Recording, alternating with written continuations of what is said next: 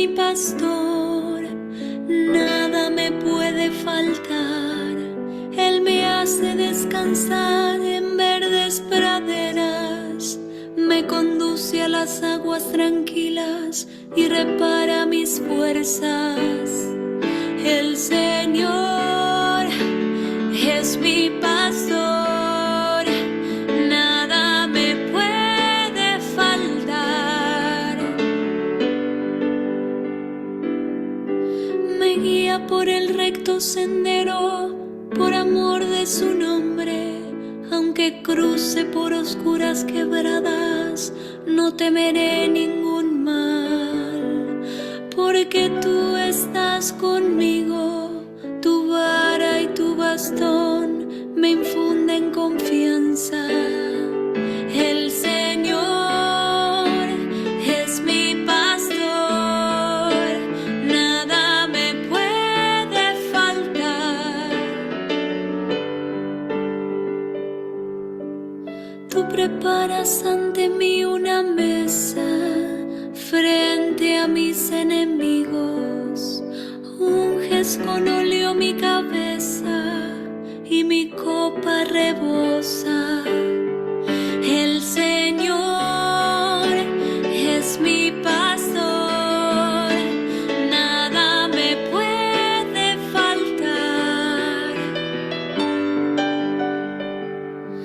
Tu bondad y tu gracia me acompañan a lo largo de mi vida, y habitaré en la casa del Señor por muy largo tiempo. El Señor es mi pastor, nada me puede faltar.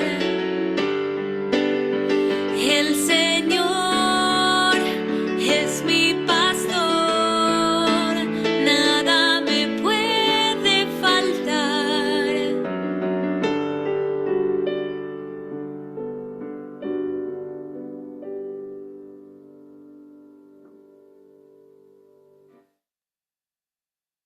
Hola, buenas noches. Qué gusto que tenemos la gracia de volvernos a encontrar en nuestro espacio virtual de Biblia, hoy día lunes 23 de septiembre del 2024, continuando con nuestro estudio sobre Pablo, apóstol de Cristo, y muy específicamente dando término al estudio de la epístola a los Efesios. Agradezco tu presencia y todos agradecemos mucho más a Jesús de Nazaret y a su poderoso Espíritu Santo, que nos tiene la misericordia de estar entre nosotros como todas las sesiones, nos acompaña, nos exhorta a escuchar su palabra, vivirla, a que seamos testigos, como Él los pide, de su palabra, y que llevemos la misma hasta los confines de la tierra. Recuerda que ese llevarlo hasta los confines de la tierra no es solamente el que tú hables acerca de Él, sino que el ejemplo de tu vida dé testimonio de que eres un discípulo de Jesús. Por lo tanto, le agradecemos infinitamente y te invito a que de corazón abierto todos digamos, en el nombre del Padre, del Hijo y del Espíritu Santo. Amén. Padre nuestro que estás en el cielo, santificado sea tu nombre. Venga a nosotros tu reino. Hágase tu voluntad en la tierra como en el cielo. Danos hoy nuestro pan de cada día. Perdona nuestras ofensas, como también nosotros perdonamos a los que nos ofenden.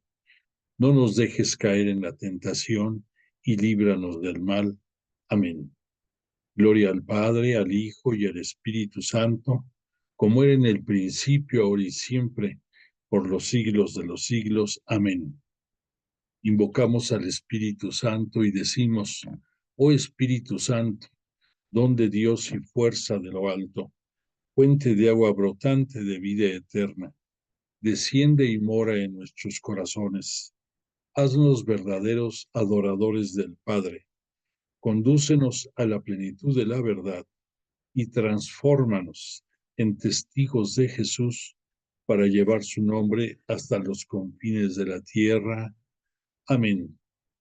Nuestra petición particular esta noche es dar gracias.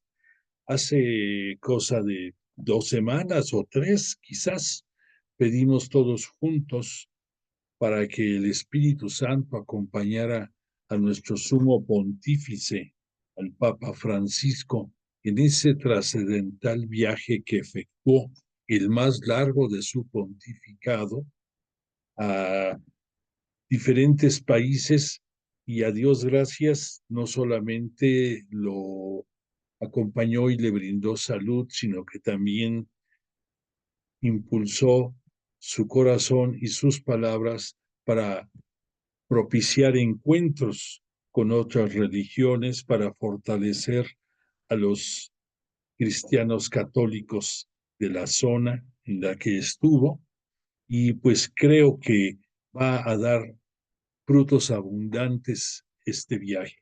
Entonces le agradecemos profundamente a Jesús de Nazaret y al Espíritu Santo que lo hayan acompañado en este viaje, y nos atrevemos también a suplicarle, este Papa de 87 años, casi 88 ya en diciembre, va a emprender otro nuevo viaje rápido. Esta misma semana va a estar en Luxemburgo y en Bélgica, y pues nosotros que estamos mucho más jóvenes, menos corridos, nos cansamos, y él, ahora sí, como los que le ponen pilas Duracell a todo, dura y dura y dura, y pues le pedimos a Dios que lo siga iluminando, fortaleciendo, dando salud, y que permita que él, como estandarte, como el más grande ejemplo de nuestra Iglesia Cristiana Católica, pueda cumplir con sus deseos de llevar la palabra a diferentes latitudes y a inspirar a todos los seguidores de nuestra Santa Iglesia a ser mejores cristianos. Que así sea.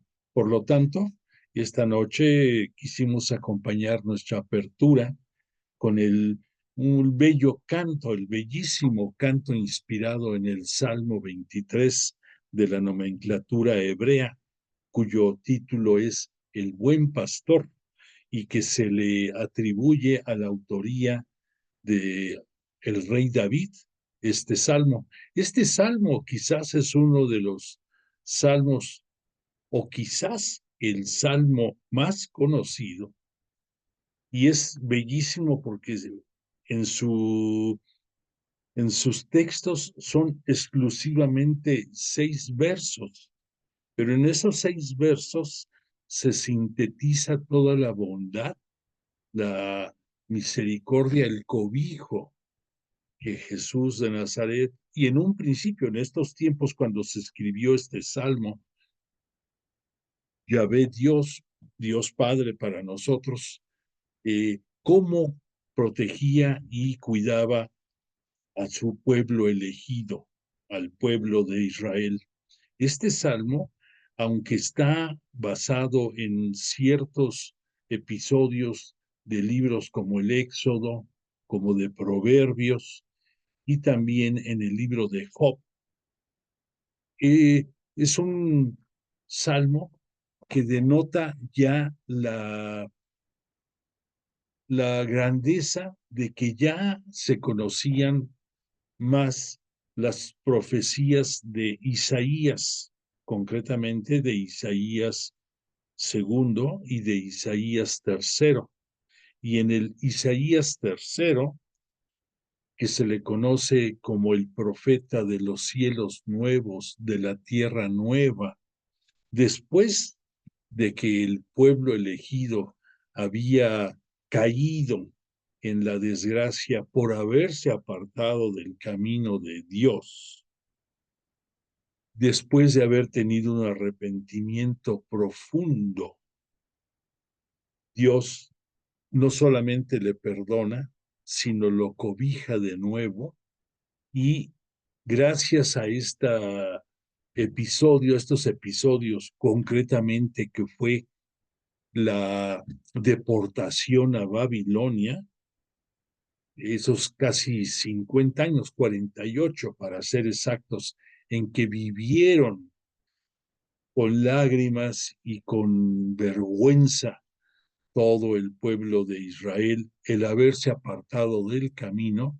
aprendieron la lección y entonces no solamente se arrepintieron, no solamente suplicaron perdón, sino que lo obtuvieron y como siempre obtuvieron con creces las bendiciones divinas, porque no solamente Dios Padre los va a regresar a Judá eh, con salud y con nuevos visiones, sino que el elemento quizás más importante de este regreso fue la unidad, esa unidad que permitió que siguieran adelante, que permitió que hubiera una identidad nacional en el pueblo elegido y que gracias a eso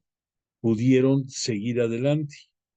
Te quiero recordar que con el rey David, aunque él escribió este texto, poco tiempo va a faltar para que se acabe la monarquía en Israel y va a dar pie a que venga el control político, religioso y social del sacerdocio, de el Sanedrín, comandado por el sumo sacerdote y los demás sacerdotes descendientes de la tribu de Leví, que se van a encargar del culto del templo de Jerusalén. Y con ese templo de Jerusalén va a venir el segundo, bueno, perdóname, el templo sí, que lo va a edificar Salomón, el hijo del rey David. Vienen nuevos tiempos. Y aquí, sin querer, te estoy mezclando dos épocas, porque, porque la deportación a Babilonia fue posterior al, a la escritura de este salmo, pero ya desde entonces, desde que se escribió este salmo, se prefiguraba, por un lado, el que Dios Padre iba a enviar a los tiempos de la plenitud al Mesías, cosa que se dio más o menos como 1000 años después de que se escribió este salmo. Y lo que te estoy diciendo de lo de la deportación a Babilonia, pues fue más o menos a la mitad de este tiempo de espera, más o menos entre los años 600 y 500 antes de la venida de Jesús a este mundo. Entonces, este salmo, repito, es bellísimo porque ya no solamente anuncia los nuevos tiempos con bombo y platillo a todas voces de esta alegría, ya une a todo el nuevo pueblo que regresó fortalecido y que va a llegar a vivir épocas nuevas que van a prefigurar la llegada del Mesías. Bueno, pues dicho todo esto, celebramos, celebramos que toda la Sagrada Escritura la podemos actualizar. Esto que repito, fue escrito más o menos 1000 años antes del advenimiento del unigénito de Dios, lo podemos actualizar al día de hoy, a tu vida, a la vida de todos nosotros, a mi propia vida. O sea, es la grandeza que tiene la Sagrada Escritura, que independientemente de los momentos en que fue escrito, toda ella nos permite actualizarla y hacerla vida en este día.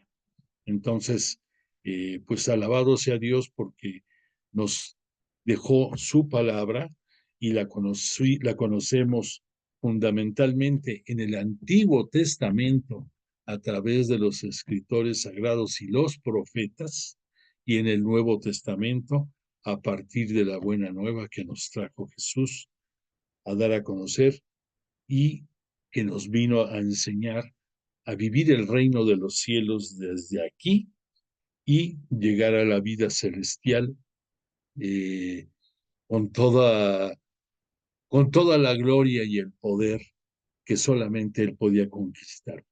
Bueno, pues dicho todo lo anterior, como que la semana pasada que no tuvimos clase por ser feriado, no sé tú, pero a mí como que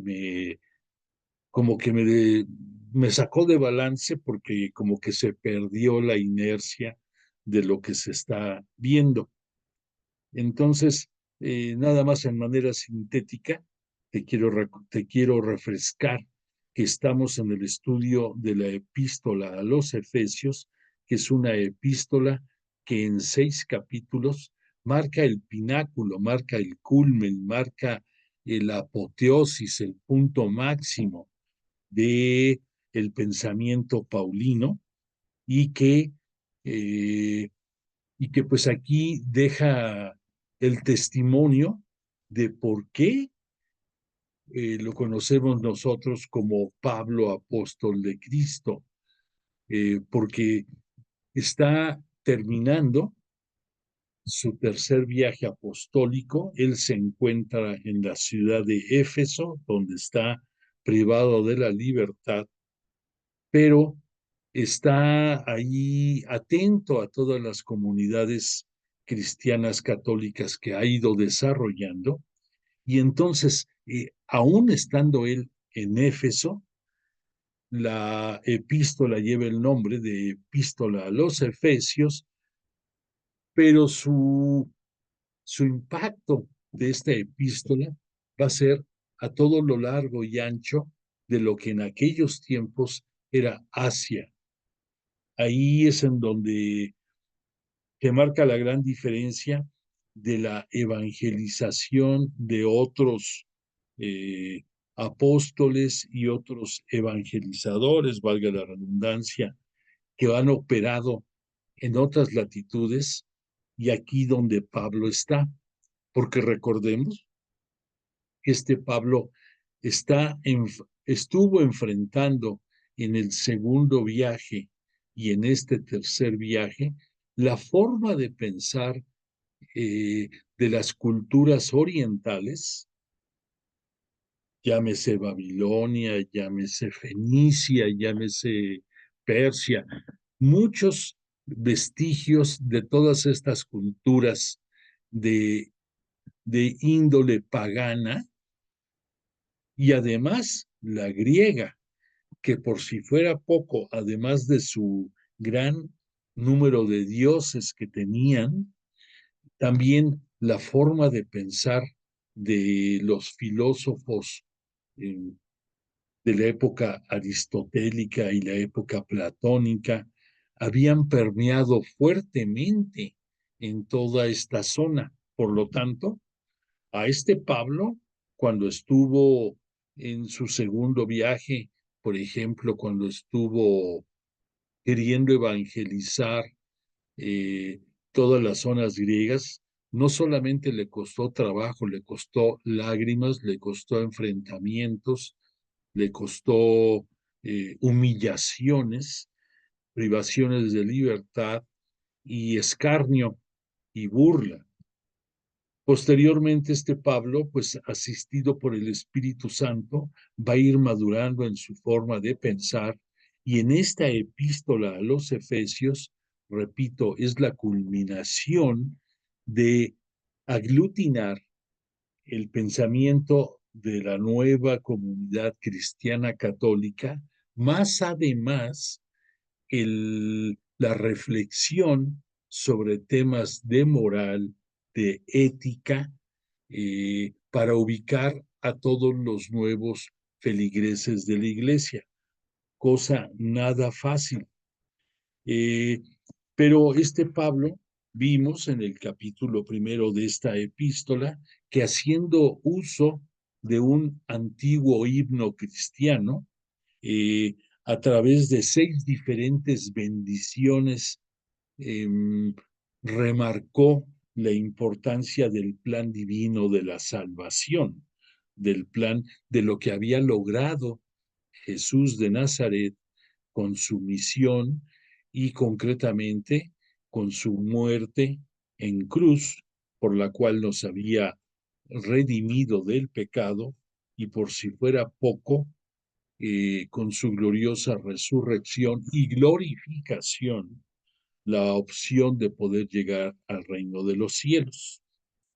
Recordemos que en un principio, fíjate aquí, nada más reflexiona, cuando en las primeras epístolas este Pablo se dedicaba a hablar del querigma, o sea, esa palabra griega que significa muerte y resurrección, se centraba Pablo únicamente a dejar constancia de aquel Jesús de Nazaret que había muerto y que había resucitado.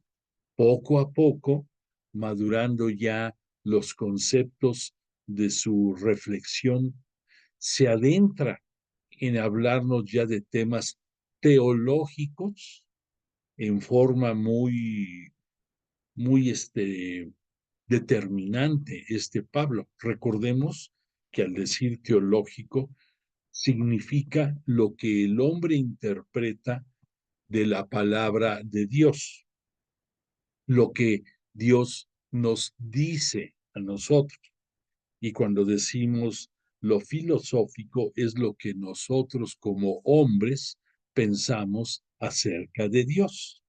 Obviamente, para los estudiosos de la Biblia como tú, no nos desubicamos al hablar de estas cosas, porque los que no saben, pues los que no estudian la palabra de Dios, pues no se imaginan que Dios nos habla sin que mueva la boca, nos habla a través de sus mensajeros, así como antiguamente lo hacía a través de ángeles, posteriormente lo hace a través de los profetas, pero se manifiesta. Entonces, Dios, que nadie ha visto su rostro, que nadie ha escuchado su palabra en forma directa. ¿Por qué? Porque no tiene necesidad de hacerlo. Es Dios, el omnipotente, el, lo máximo de la sabiduría. Sin embargo, por misericordia, se pone a nuestro nivel de los humanos y a través de sus mensajeros hace escuchar su voz, su palabra, sus designios. Entonces, en esta epístola, Pablo se esfuerza mucho por estas bendiciones que nos recuerda lo que va a venir a ser ya posteriormente Jesús cuando dé el sermón de la montaña, como lo conocemos, y nos dé las bienaventuranzas. Aquí este Pablo está haciendo algo similar, aprovechando este himno arcaico cristiano. Después, este Pablo nos estuvo hablando de el triunfo y la supremacía de Dios. Nos comentó que Dios desplegó su fuerza en Cristo, resucitándolo de entre los muertos y sentándolo a la diestra en los cielos, por encima de todo principado, potestad, virtud y denominación. Aquí, dos cosas interesantes. La primera, que Dios exulta, que Dios glorifica a su Hijo y ya lo convierten ya no solamente en el rey de este mundo, sino rey del universo.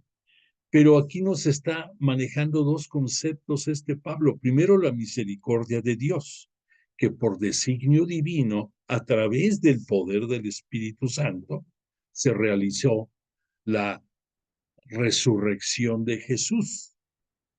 Y por otra parte, un punto interesante ahorita que toco esto, te recuerdo que a pesar de que en las Sagradas Escrituras, en muchos pasajes, se utiliza que Jesús como signo de poder obró milagros de resurrección, en honor a la verdad, nosotros que estudiamos la Biblia, sabemos que el único que resucitó es Jesús. A los demás los volvió a traer a la vida, pero la palabra resurrección tiene una connotación más profunda.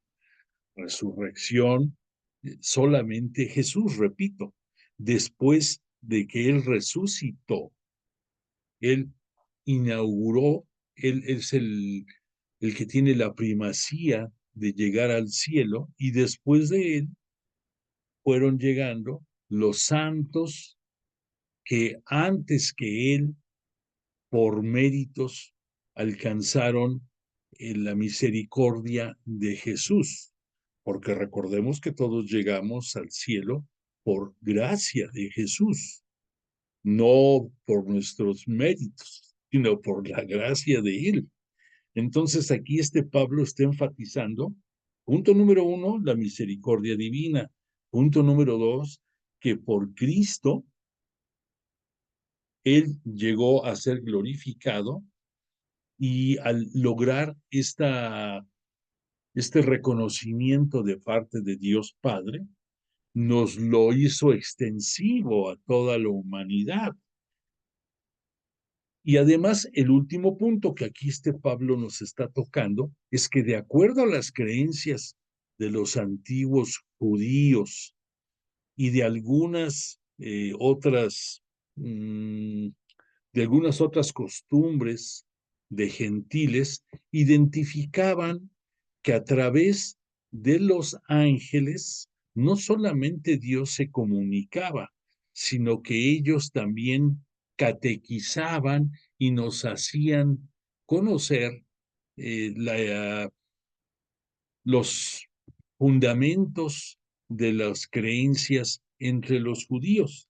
Recordemos que ellos, pues, seguían por su ley, por su Torá. Pero entonces, en estos 5 libros de su ley, lo que para nosotros es el Pentateuco, en muchos episodios se habla de esa manifestación angelical como elemento más allá de comunicación, y que estos ángeles los ubicaban los judíos que estaban en el segundo cielo. Te recuerdo que Pablo nos explica que había 3 cielos para que lo entendiéramos mejor. El primer cielo, lo que para nosotros conocemos como la atmósfera, lo que marca todas las fuerzas de la naturaleza y que intervienen en nuestro día a día, como por ejemplo la lluvia, las tormentas, las nubes, etcétera. El segundo cielo era ese espacio en el aire, así lo mencionan ellos, en el que moraban las fuerzas angelicales. Recordemos que creían todos estos judíos que había 9 distintos niveles angelicales, y entre esos niveles es donde nos cita Pablo aquí las potestades, las virtudes, las dominaciones, y había otros nombres más. Pero ahí te insisto en que nosotros debemos de tener mucho cuidado, porque para nosotros los ángeles, claro que existen, son mensajeros de Dios, y nosotros en la Biblia prácticamente pues nada más nos citan, eh, nos citan a Miguel, a Rafael, a Gabriel, a esos 3 arcángeles, y no nos debemos de meter en Honduras y ponernos a querer estudiar angelología a través de los textos que hemos visto hasta ahorita en la Biblia, porque ni los vamos a entender, nos podemos confundir y no hay un fundamento claro para que podamos adentrarnos en este escabroso camino de la angelología. Por lo tanto, hay que tener cuidado y únicamente eh, tomar en consideración, como aquí Pablo dice, que en ese espacio de aire están esas denominaciones angelicales. Y ya en el tercer cielo, hacia arriba, es el reino de Dios, el cielo al que nosotros vamos a llegar si así lo decidimos, si así vivimos, como la extensión de nuestra vida. Recordemos que ese es nuestro gran cambio, que así ya, como hemos mencionado, que cuando fue la primera alianza, la oferta, la promesa, más bien dicho, no oferta, porque no estamos aquí hablando de términos comerciales, la promesa de Dios era llevar a su pueblo elegido, que era el pueblo de Israel, a la tierra prometida, tierra física, todo lo que es esa área de Canaán que se las dio en propiedad para vivir allá al pueblo, a los sobrevivientes del Éxodo, pero que a nosotros ya después de la muerte de Jesús y que por esa muerte redime al pecado y crea el nuevo pueblo de Israel, en el que en ese pueblo están también insertos los propios judíos y todas las demás religiones del mundo y hasta toda la humanidad que no tiene religión ni cree en nadie, todos estamos en ese gran paquete que Jesús nos conquistó para nuestra vida eterna. El gran cambio entre la tierra prometida y la tierra eterna. Tú, yo, todos creemos, confiamos que vamos a llegar a esa tierra prometida y que nuestra muerte ya no existe. Repetimos que ese instante que va a separar nuestra presencia física en este mundo con nuestra presencia celestial es un instante y que en ese instante es cuando todos nosotros tendremos nuestro juicio particular y ahí saldrá como consecuencia si vamos al cielo o si pasamos un tiempo de purificación en el purgatorio. Y entonces ese es el gran cambio. Y recordemos, siempre tenemos que estarlo recordando, que esto lo tenemos por la misericordia de Jesús, que Él, a través de esa remisión de pecado, nos consigue la redención. Ya hablamos que es diferente remisión de pecado a redención. Redención quiere decir el concepto de llegar a esa plenitud celestial eterna. Y remisión es el que nos perdona los pecados por su preciosa sangre derramada en la cruz. Bueno, pues entonces estos puntos los toca Pablo en su capítulo primero de esta epístola a los Efesios. En el capítulo 2 nos refuerza Pablo la idea que la salvación en Cristo es un don gratuito. Recordemos que la palabra don es equivalente también a gracia, es equivalente a regalo para que nos identifiquemos. Y si tú te pones a reflexionar desde tu bautismo, tú tienes esas gracias y dones que Dios te envía a través del Espíritu Santo, a través de la luz del Espíritu Santo en el momento de tu bautismo. Y que esta luz que tú recibes en el bautismo se va a ver acrecentada con la práctica asidua, si es que tú tienes esa buena costumbre, de la Eucaristía. También la Eucaristía nos da nueva luz, nuevas fuerzas, nuevos ánimos. Hablando un poco en términos terrenales, te recuerdo que cuando tú participas de la Eucaristía, pudiéramos decir que son recargas a tu espíritu, recargas a tu fe. La fe la tenemos en Jesús. ¿Por qué? Porque Él es digno de tenerle fe, porque es digno de confianza, porque lo demostró por siempre hasta su muerte. Por lo tanto, como es digno de confianza, tenemos fe en Él. Y al tener fe en Él, como consecuencia tenemos también fe en su palabra, que son sus enseñanzas, y que nos los reforzó con todos los signos de poder que en la tierra hizo durante su ministerio público. Entonces, esta salvación en Cristo nos permite que por los méritos de Él podamos alcanzar la vida eterna. Entonces, aquí Pablo refuerza la idea de el don gratuito obtenido a través de Cristo para nosotros, la salvación, nos hace ver que estos fundamentos nada tienen que ver con el conocimiento de los ángeles, lo que él llama el imperio del aire, porque los ubica en esa dimensión a todos los ángeles, que repito, para muchos judíos, para muchos gentiles y para otros humanos de diferentes latitudes, pensaban en que todo emanaba en gran parte de los ángeles, de ese conocimiento del aire. Nos dice Pablo, Dios rico en su misericordia, movido por el gran amor que nos tenía, nos vivificó a través de Jesús y nos envió la gracia a través del Espíritu Santo.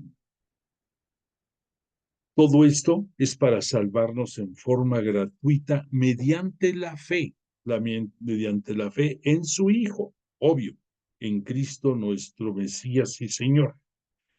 La hechura de Jesús permite que la creación de Dios, en el cual estás tú y yo, podamos aspirar a esta vida eterna de la nueva alianza. Después Pablo también estuvo poniendo el dedo en el punto de que judíos y gentiles reconciliados entre sí y con Dios. Esto es muy importante porque no le costó poco trabajo a Pablo llegar ahí incorporando gentiles a las comunidades cristianas católicas. Tampoco le costó risas o buenos momentos el asedio de los judíos que lo persiguieron por cielo, mar y tierra a lo largo y ancho de todos sus viajes apostólicos. En todas latitudes lo andaban siguiendo para de ser posible, que muriera o que lo mataran, pero al no lograr eso le hicieron la vida, como decimos, de cuadritos, muy, muy feo.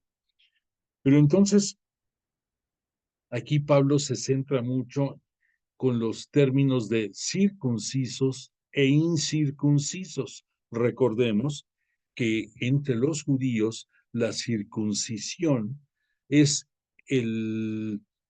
es el signo visible, pudiéramos decir, de su creencia, y que los que no son judíos, los propios judíos los consideraban como gentiles, y en ese término de gentiles estaban toda la humanidad que no fuera judía.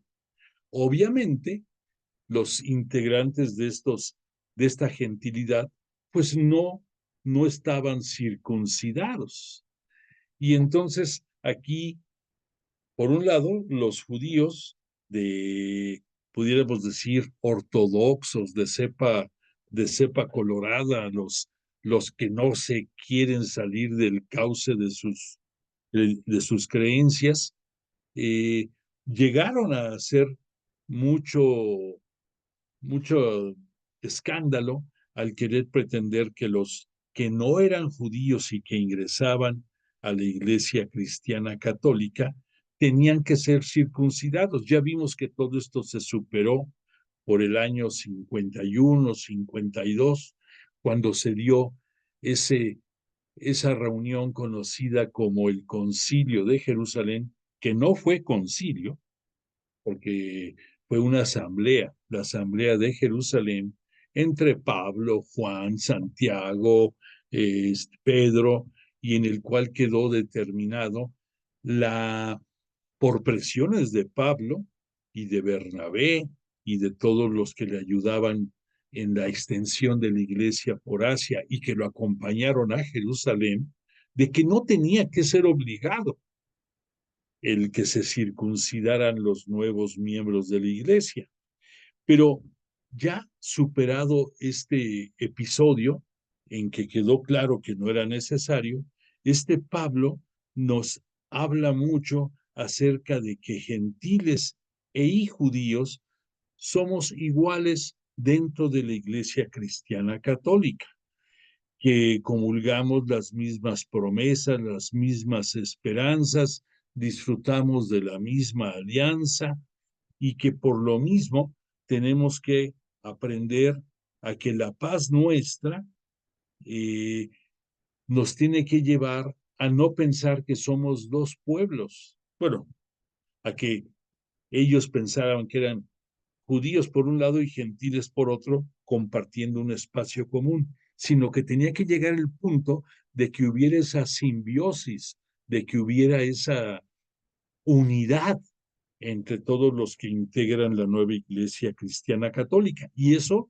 nos debe de mover mucho a nosotros también el piso, porque casi, casi, casi 2000 años después, cojeamos de la misma pata muchas veces.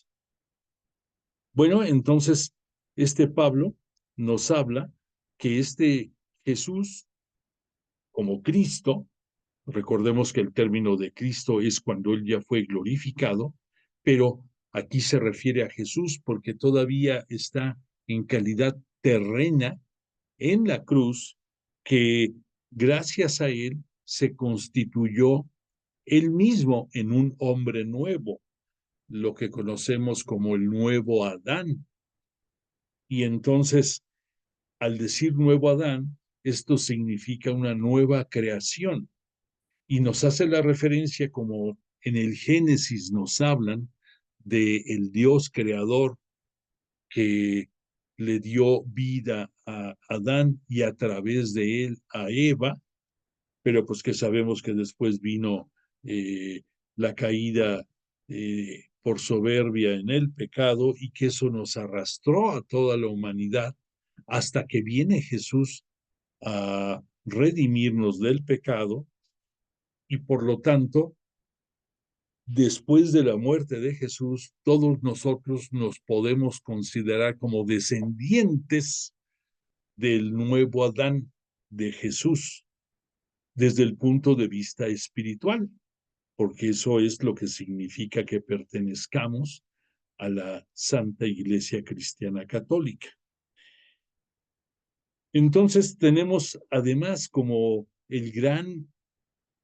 además de tener la opción de llegar al cielo, el segundo gran regalo que a través de Jesús obtuvimos fue el que por su misericordia nos compartió el ser coherederos de Dios Padre, y así como Él se refiere a Dios Padre como Abba, como papá, como papito, gracias a su misericordia nos permite Jesús que también nosotros seamos hijos de Dios que podamos dirigirnos a Él con los mismos términos que este Jesús lo hacía, y y pues eso es un gran regalo, una gran conquista para todos nosotros. Y que además aquí nos señala mucho Pablo, que Jesús, a través de los apóstoles, los va a dejar como cimientos de esta santa iglesia cristiana católica, que dentro de esos apóstoles habrá, con el paso del tiempo, una especialización, pudiéramos decir, de los carismas que van a ir desarrollando. Y entonces vamos a encontrar apóstoles, vamos a encontrar profetas, vamos a encontrar evangelizadores, vamos a encontrar diáconos que asisten a la población, vamos a encontrar quienes se estén especializando solamente en el culto. Recordemos que en aquellos tiempos, pues solamente era el que se reunían para la fracción del pan. Los integrantes de la comunidad lo hacían en iglesias domésticas porque no había ningún templo, no había ningún sitio para dar culto y alabanza a Dios. Y entonces se reunían en casas particulares, por eso se le dice iglesias domésticas, y ahí se recordaba el memorial de la pasión y muerte de Jesús, como lo seguimos haciendo, a través de la fracción del pan. Y esto nos trae a la memoria cuando Jesús, después de su de su glorificación, y cuando viene en las apariciones a este mundo, tenemos muy en mente todos el episodio de los discípulos de Maús. Ahí te das cuenta cómo Jesús ahí es el primero que celebra el, el memorial a través de la fracción del pan, como lo siguen haciendo en la época de Pablo en las distintas iglesias domésticas. Entonces es bello ver cómo va madurando la costumbre y cómo se va haciendo un ritual de alabanza y de Cristo y de glorificación, de gloria hacia Dios Padre y hacia Jesús nuestro Cristo y Señor. Después, en el capítulo 3, Pablo nos habló de el misterio de Cristo.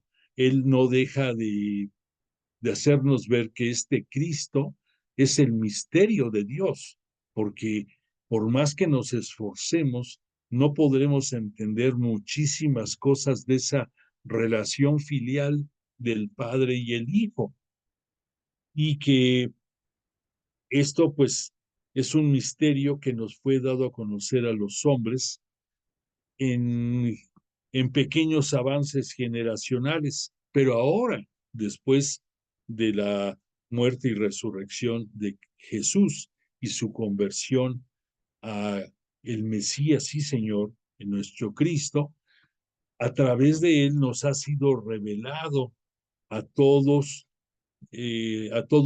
aquí le dice Pablo, los santos apóstoles, que sin importar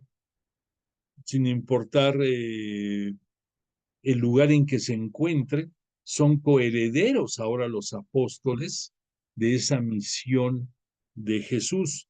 Es importante aquí, cita Pablo, que los gentiles también son coherederos. Resalta, señala que no solamente los judíos, los del pueblo elegido de Yahvé, que además, entre paréntesis, te recuerdo que siempre será el pueblo elegido de Yahvé, de Dios Padre, el pueblo de Israel. Pero eso no quiere decir que los privilegios que ellos tuvieron por una época, ahora los tenemos todos nosotros, todos los integrantes del nuevo pueblo de Israel, y que todos, incluyéndolos a ellos, vamos hacia la Jerusalén celestial. La Jerusalén celestial es el cielo, es el reino de Dios.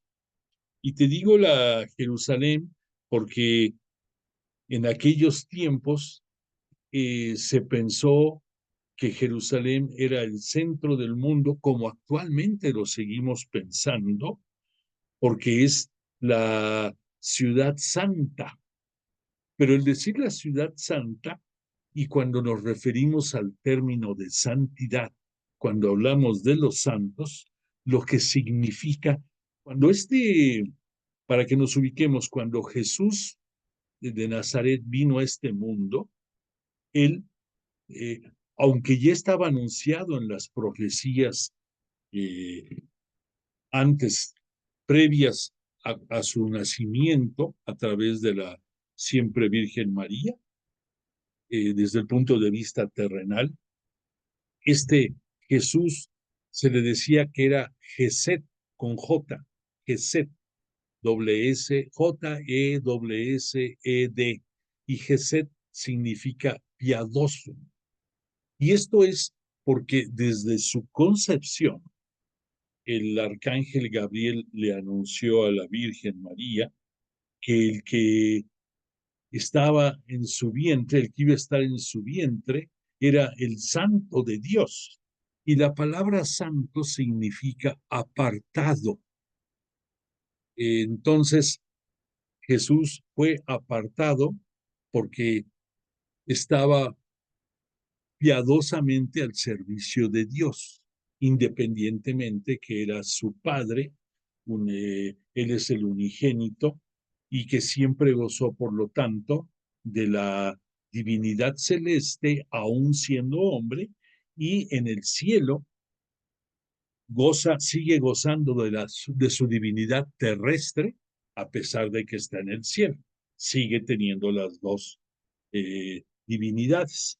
Pero entonces, este Pablo nos resalta mucho aquí estas características de Jesús, del Cristo, y, y que él, gracias a su misión, nos queda superando a cualquier denominación angelical de los existentes en ese segundo cielo, en el aire.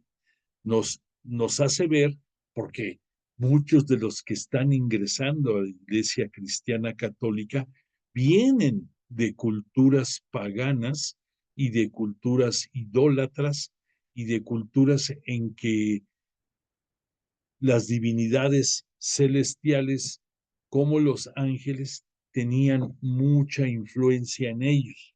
Entonces, Pablo no deja de poner el dedo en la llaga.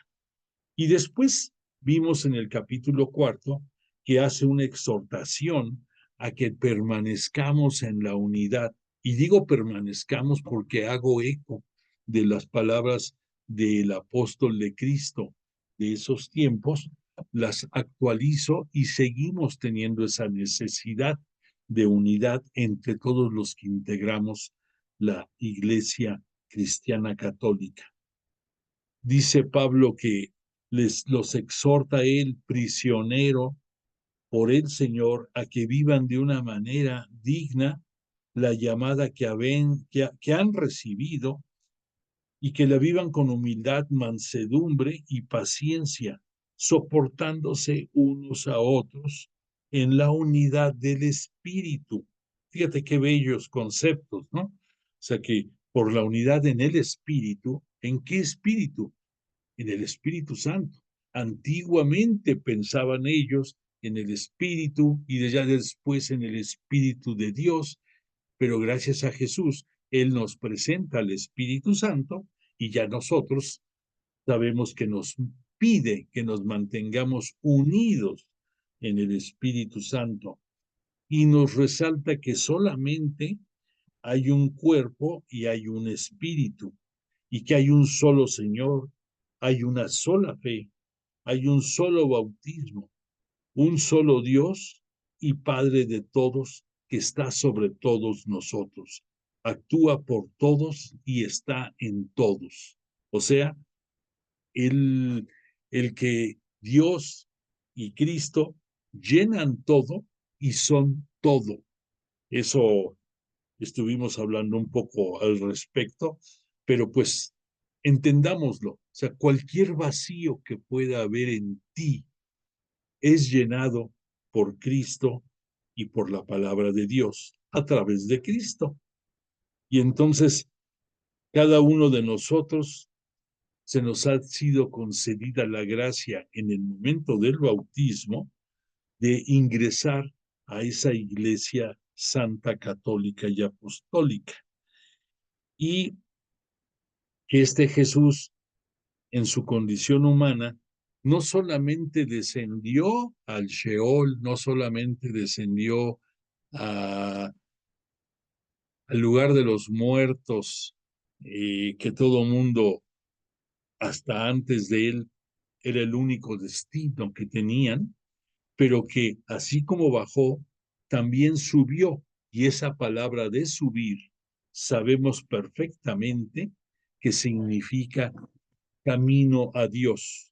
Por esa razón, cuando hemos estudiado la pasión y muerte de Jesús, vemos que él fue, que él subió a la cruz y que a través de esa cruz y de la remisión que nos concede del pecado, sube él al cielo para ser glorificado y nos abre a nosotros la oportunidad de subir también. En muchos momentos este Pablo nos va a hablar, no aquí, sino en otras epístolas, de que nosotros vamos a compartir la gloria de Dios y la vamos a compartir con Jesús y que incluso en el momento de la parucía, la segunda venida de Cristo, gloriosa al final de los tiempos de la plenitud, vamos a acompañarle los que estén en gloria en el cielo. Dios permita que ahí vengamos todos con Él y que vamos a venir no por hacer bolas, sino por ser testimonios de su gloria, porque el juzgar de acuerdo al, a los tiempos de la plenitud, a los vivos que queden e impartir la justicia y separar a los buenos de los malos, eso lo hará Jesús con sus apóstoles. Nosotros, tú, yo, todos los que integramos la comunidad cristiana católica, nos podemos preciar de ser discípulos, pero apóstoles, recuerda que una condición para ser apóstol es tener una misión específica, una misión dentro de tu vida y que la lleves a cabo. Así como este Pablo, él se consideró que aún que no tuvo la gracia de conocer físicamente a Jesús, él se considera apóstol, se autodenomina apóstol porque a partir de la visión que tuvo poco antes de llegar a Damasco, cuando fue su conversión, él, por obra de Dios, no hay otro término, comprendió cuál era su misión y entendió que era el apóstol de los gentiles, el apóstol de Cristo para llevar su palabra hasta los confines de la tierra, a la tierra que él conocía, la tierra que él en aquellos tiempos se distinguía, que terminaba este mundo, en donde era el asentamiento del poder romano en Italia, y que él ya hizo su extensión después a España como algo adicional a lo que en aquellos tiempos era el mundo conocido. Entonces, este Pablo enfatiza que por encima de los cielos está Cristo y que hasta que nosotros lleguemos hacia Él en el cielo, pues será la unidad final con Él. Y como decimos en la liturgia, bueno, como dice el celebrante, con Él, en Él, ahí vamos a estar nosotros gozando de su gloria, con el Hijo de Dios, en estado perfecto, porque Él es el hombre perfecto que está en los cielos y al mismo tiempo es el, el Dios que se abajó a venir a este mundo. Entendámoslo. Al decir abajar, yo lo hemos mencionado, no pienses que es una palabra despectiva, sino simple y sencillamente para mencionar que aún siendo Dios, Jesús, para cumplir con la misión del Padre en los tiempos de la plenitud, se hace hombre. Imagínate que un Dios se abaje a ser hombre. ¿Cómo? Dices, ¿no? Si todos somos creación de Dios, somos creación de la Santísima Trinidad, hasta del propio Jesús, ¿cómo es posible que Él haya aceptado el convertirse en humano? Y a excepción del pecado, porque Él no lo tuvo, no tuvo pecado en toda su vida, aceptó a fin de su vida morir como el peor pecador que hay, porque murió por los pecados de todos los que habían estado antes que él, por sus coterráneos que estaban en el mundo en ese tiempo y por todos los que vendríamos después, entre ellos incluidos tú y yo. Entonces, dime si no, fue a bajarse. No decimos rebajarse, es abajarse, o sea, el aceptar de que a pesar de ser Dios, se convirtiera en humano. Después este Pablo, por lo mismo, nos habla de la vida nueva en Cristo, nos habla que no debemos de estar excluidos de la vida de Dios por ignorancia y por la dureza del corazón. Nos dice Pablo que nos revistamos de ser hombres nuevos, creados según Dios y glorificados por la salvación de Cristo. O sea, nos va a glorificar en el momento que lleguemos al cielo. Por lo tanto, que lo vivamos desde ya, así como Jesús en su vida nos invitaba a disfrutar el reino de Dios desde aquí en la tierra, pues también nos está invitando a que sintamos el que somos herederos de esa gloria celestial y que por lo mismo, con más entusiasmo, con más convicción, nos abracemos a la fe en Jesús para poder llegar al reino de los cielos y compartir con él la gloria celestial. Entonces dice Pablo que no se entristezcan, que el Espíritu Santo de Dios, con el que fueron sellados para el día de la redención. Al decir este término, recordemos que el ser sellados, tanto ellos como tú, lo logramos en el momento del bautismo.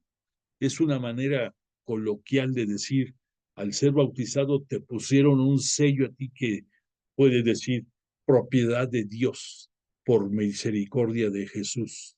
Imagínate que sí, que te pusieran tu sello y que lo trajeras, así como ahora muchos se tatúan la piel. Pues imagínate que traes un tatuaje que dice propiedad de Dios por la misericordia de Jesús. Entonces, abrázate al Espíritu Santo, abrázate al Espíritu de Dios que Jesús nos presenta y que nos lo deja como paráclito para que lo escuchemos y nos guíe, porque Él está en el cielo y desde ahí pues está con todos nosotros, pero el trabajo diario, pudiéramos decir, la faena, la tarea, la talacha, la chamba, para hablar con palabras sencillas, está en manos del Espíritu Santo. Entonces, hay que escucharlo y actuar en consecuencia. Después, en el capítulo 5, este Pablo nos recordó que fuéramos imitadores de Dios como hijos queridos y vivamos en el amor tal como Cristo nos amó y pudiéramos decir nos ama. Hay que actualizarlo, nos ama y se entregó por nosotros como oblación y víctima de suave aroma. Dijimos, pero te lo recuerdo ahorita, estas frases de oblación era un término muy usado desde la época de la tienda del encuentro, cuando el arca de la alianza viajaba junto con todo el pueblo elegido por el Éxodo, y entonces ahí que fue donde comenzó en en el Sinaí y en todo el resto del Éxodo, los sacrificios de los corderos y de los animales en ofrenda a Dios. Uno de los motivos por los cuales se celebraban estos holocaustos era la oblación, o sea, el motivo de la oblación. Y decían las escrituras de el libro de Levítico, de los Números, que ese holocausto, que la quema de esa grasa de los animales era suave aroma que agradaba a Dios. Entonces aquí Pablo utiliza ese término como para llegar más al corazón de los que vienen de, eh, del judaísmo, porque son términos que ellos entienden y que los vivieron por mucho tiempo. No quiere decir que se esté regresando a la época de los sacrificios de animales. No, no, no, de ninguna manera, porque queda claro para los estudiosos de la Biblia que no hay ningún otro sacrificio más perfecto que el propio sacrificio de Jesús en la cruz, porque Él es la víctima perfecta para toda la eternidad. ¿Por qué?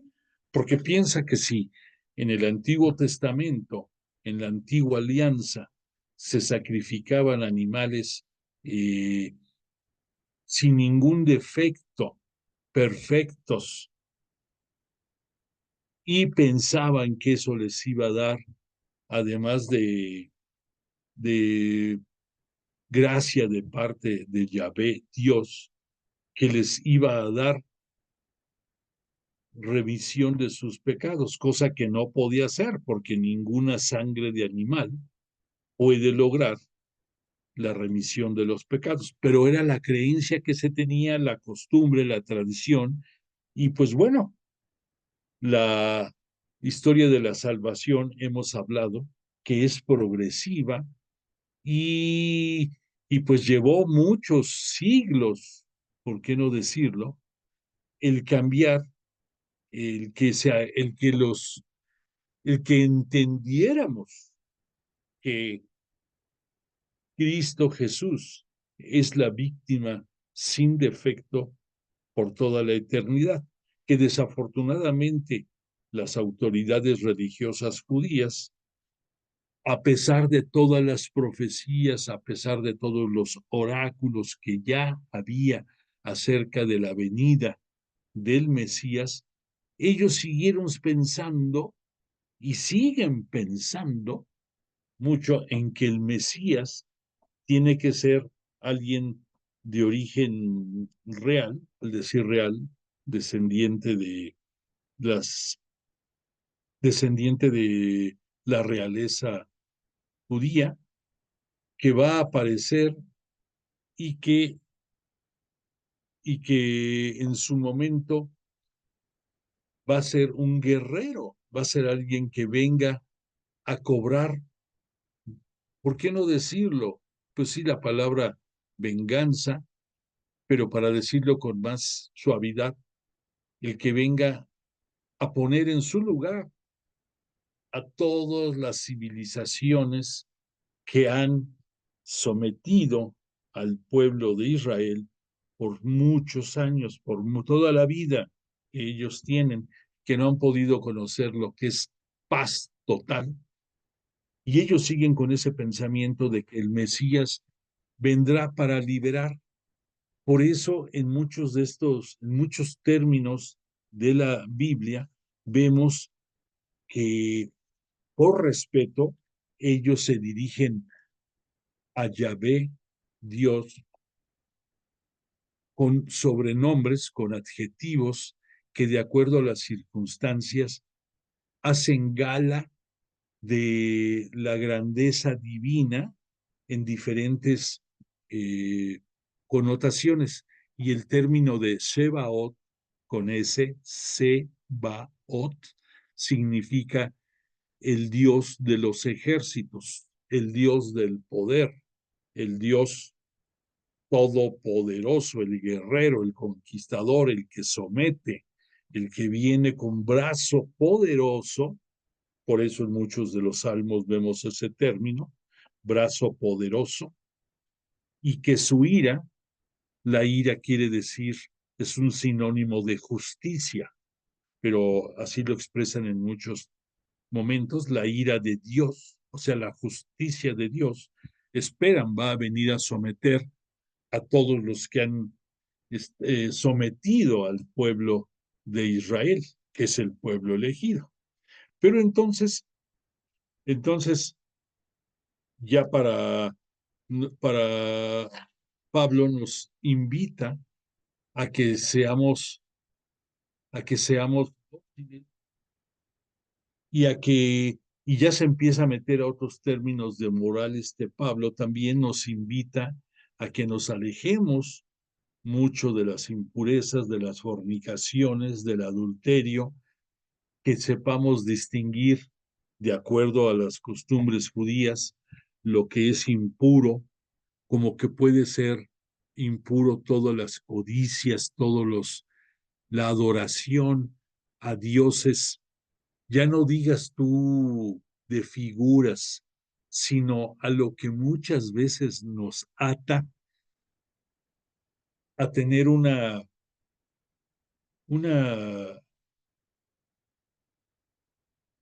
que queremos aspirar a bienes materiales, sin importar cuáles sean, llámese ya dinero, llámese propiedades, llámese confort, etcétera, etcétera, y que muchas veces sobrepasa la necesidad de el gozo moderado de ellos mismos y nos convertimos en en esclavos de esos satisfactores.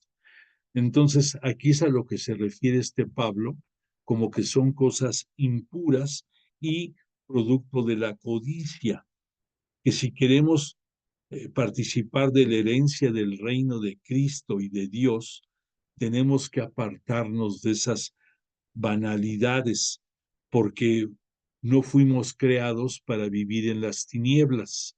Y aunque hayamos estado en las tinieblas, Cristo Jesús nos vino a traer la luz. Y el que conoce la luz no debe de renegar de vivir en ella y de regresar a la oscuridad. Entonces, Pablo nos cita con un término que nosotros somos hijos de la luz y somos manifiesto de la luz. Y agrega un verso que te dice, despierta tú que duermes y levántate de entre los muertos y te iluminará Cristo. Aquí tiene esto una doble connotación. Por un lado, la invitación a que tú no vivas en las tinieblas porque vas a estar muerto en vida. Y por otra parte, que por la luz de Cristo te levantes entre los muertos. ¿Por qué? Porque el que vive en la oscuridad está muerto en vida. Pero también es una forma en que nos recuerda la profecía de Isaías, en que, entre otros términos, con se prefigura la futura llegada del Mesías en la persona de Jesús. Entonces aquí tiene la doble connotación. Y luego Pablo empieza como en las últimas epístolas que hace, a meterse en el terreno moralista y en la ética, y nos da algunos consejos, como por ejemplo, no os embriaguéis con vino, que es causa de libertinaje. Llenaos más bien del Espíritu. Aquí ya hemos hablado, pero vale la pena recordar que el término de embriaguez nosotros lo tenemos asociado al abuso de las sustancias etílicas, al abuso de las sustancias que contienen alcohol. Pero el término de embriaguez, en un aspecto general, quiere decir el que te llenes, que te sobrellenes de algo. Y por eso, en cierto momento, hasta en oraciones se cita eh, el término de embriaguez. Pero aquí Pablo nos dice que no nos embriaguemos con vino, o sea, con producto del alcohol, que eso es causa de libertinaje. No que, o sea, es causa porque en ese gozo efímero y pasajero, en esa goce, nos dejamos llevar por ellos y caemos en abusos de otros excesos que se convierten en pecado y nos atan a depender de ellos. Entonces, lo que por placer llegamos a hacer va a ser pasajero y después la consecuencia de esos actos va a quedar como algo que vamos a tener que purgar tarde que temprano las consecuencias de esos excesos en el libertinaje que muchas veces pueden ser producidos por la embriaguez de vino. Después, Pablo nos dice, en lugar de eso, cuando se junten, júntense para recitar entre vosotros salmos, himnos, cánticos inspirados, cantad y vivir los salmos en vuestro corazón al Señor. Y después metiéndose un poco más en la moral, Pablo nos hace ver que seamos sumisos. Y se refiere aquí, habla de la mujer que sean sumisas a sus maridos. Sin embargo, aquí quiero hacerte referencia, una referencia importante. Sabemos muy bien que dentro del judaísmo la mujer no tenía ninguna potestad, ninguna prerrogativa, que el judaísmo, las responsabilidades y todos los, todos los preceptos eran enfocados a los hombres y que la mujer, claro que era parte del hogar, pero estaba fuera del contexto del culto.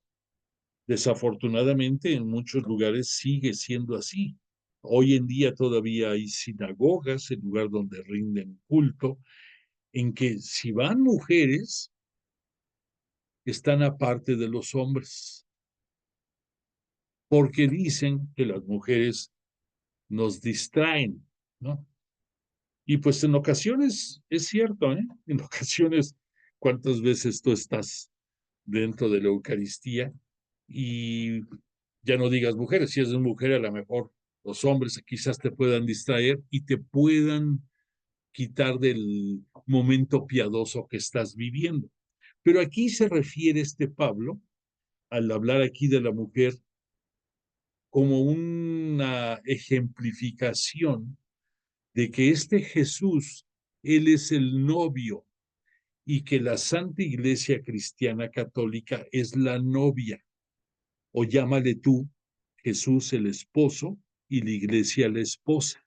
Entonces, al pedir aquí, al citar Pablo la sumisión de la mujer a su marido, es refiriéndose a esto, refiriéndose a que sin importar sexo, los que integramos la Santa Iglesia Cristiana Católica, seamos fieles al esposo que es Jesús, que es Cristo. A eso se refiere Pablo. Después aquí dice, maridos, amad a vuestras mujeres como Cristo amó a la Iglesia y se entregó a sí mismo por ella, para santificarla, purificándola mediante el baño del agua y la fuerza de la palabra. Así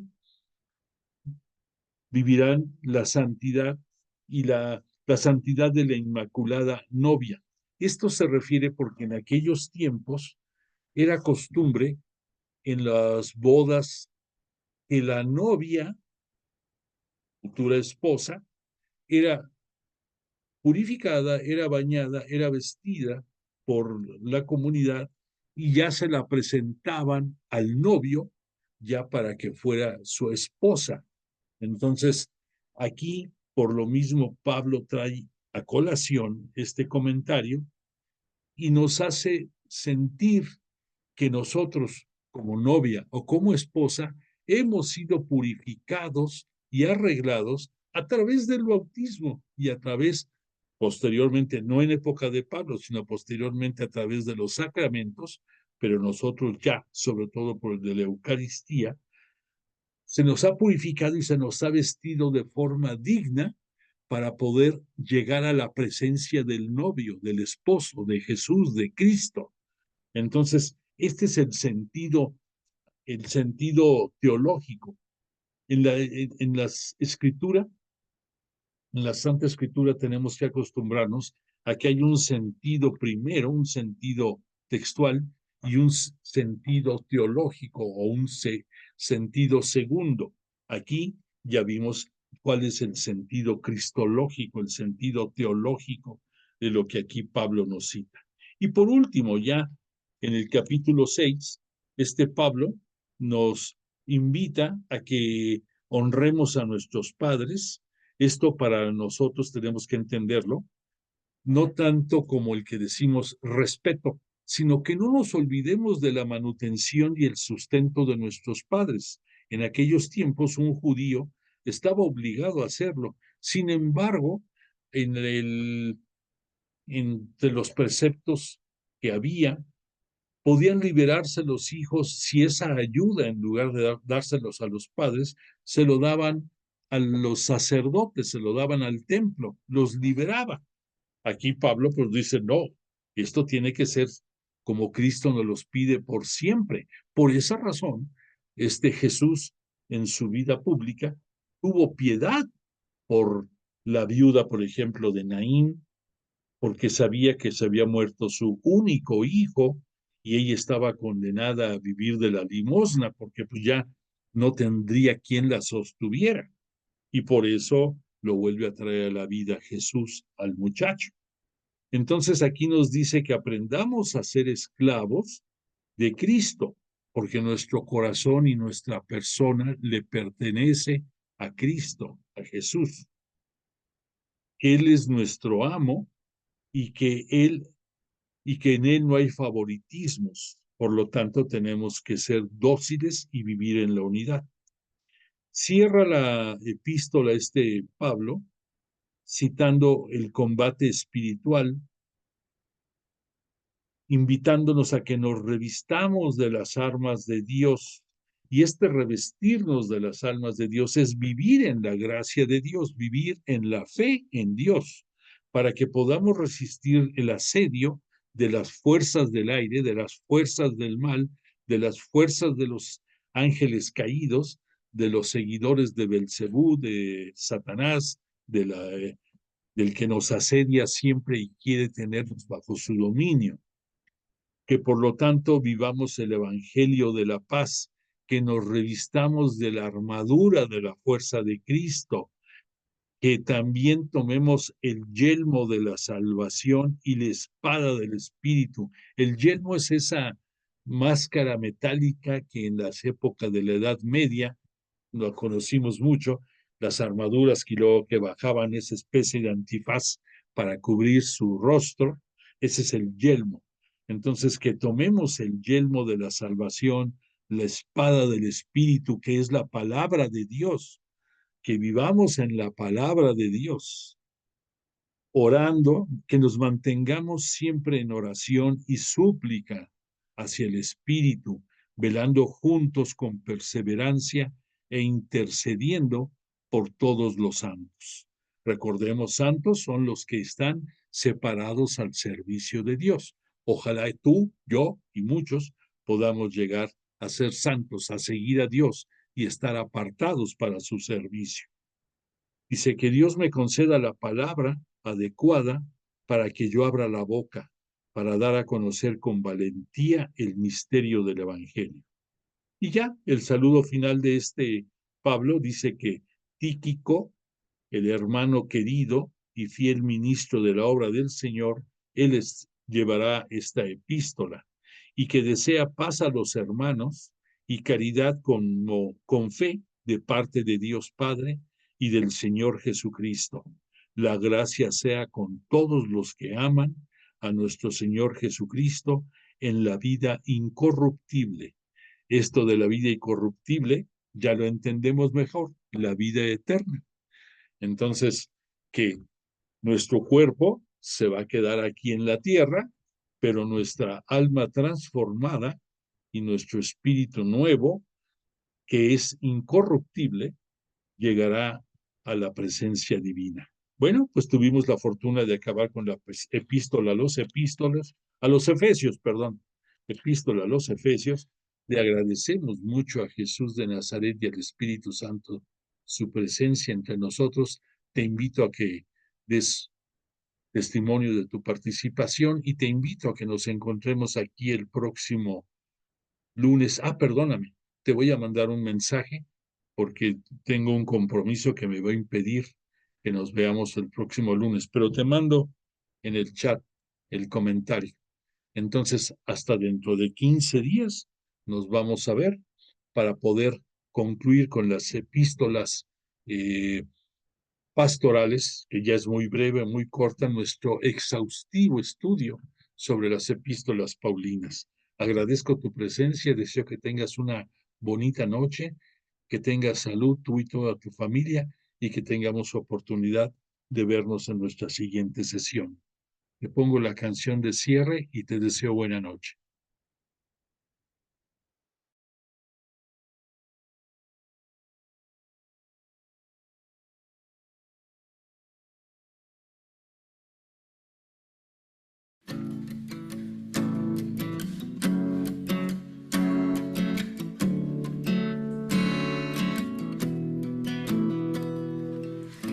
Así como el ave vuela y la flor crece todo, porque tu amor lo quiere. Así como el árbol es refugio cuando llueve, porque tu amor todo lo puede. Puedo oír tu voz llamándome al desierto. No puedo decir no, te sigo aún sin verlo, porque sé que tus brazos me levantan si me caigo. Quiero ir contigo caminando. Aquí está mi voz, úsala y hazla un instrumento de tu amor. Contigo yo voy, tu gracia me sostiene y fortalece el corazón. A todo lugar donde quieras llegar, mi vida es para ti, te quiero seguir. A todo lugar donde quieras llegar, mi vida es para ti, te quiero seguir. Porque sé que tus brazos me levantan si me caigo. Quiero ir contigo caminar.